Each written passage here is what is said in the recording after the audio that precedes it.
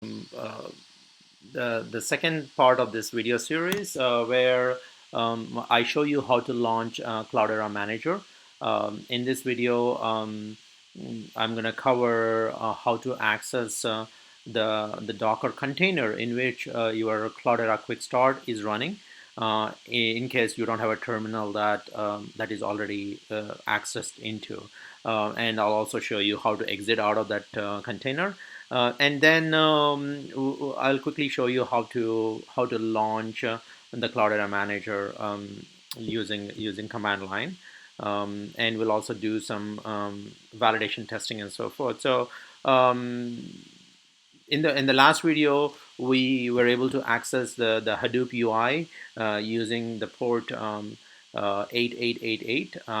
So if you check now, it should be accessible to you because you have not started Cloudera Manager, and I'm assuming that your containers are running. So you can check if your containers are running or not by running Docker ps, and here you can see that the container is running.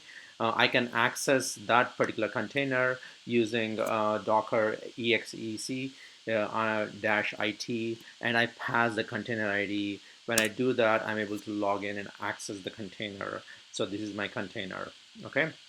So then you can always the way to exit out is just by typing exit. Um, um, Exit. Okay. So now that we have it we made sure that the container is running. So we're gonna run the Cloudera Manager command at the prompt, and this is the command for that. As you can see, sudo is for admin privileges, and you need to pass this path where the Cloudera Manager is running. You can check if that's where it's running, and you pass express as a parameter. And you are if you don't have enough RAM on your machine, especially if it is less than 8 GB, it might throw an error at you and force you to add that parameter. So for example, as you can see in this command, I just passed express, and it gave me a warning saying that in order for you to override that, you need to pass force parameter. So in my next command, I did the same. And as you can see, when I run it, this process will take a good 10 minutes.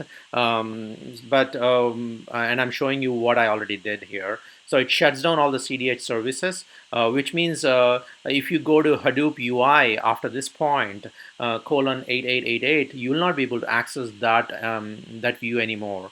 Not only that, you'll also see that it disables CDH services on boot. That means from this point onwards, you would have to launch the CDH services using Cloudera Manager. Okay, so a few things to note there, right? So and here it's successfully launched the Cloudera Manager, and I can log in using this host name colon 7180. But we're going to access the Cloudera Manager using our IP address.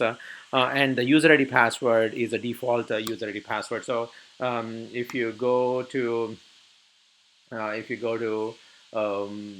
one of these missions, so yeah, here if I go to the Hadoop UI port 8888, as you'll see that it says it's not reachable. Why? Because when you launch Cloudera Manager, it shuts down all the services, and by default they don't get started, because the expectation is you may not need all the services, so you are expected to manually start them. So let's go to Cloudera Manager to see if it's installed properly. So when I go here, it should give me this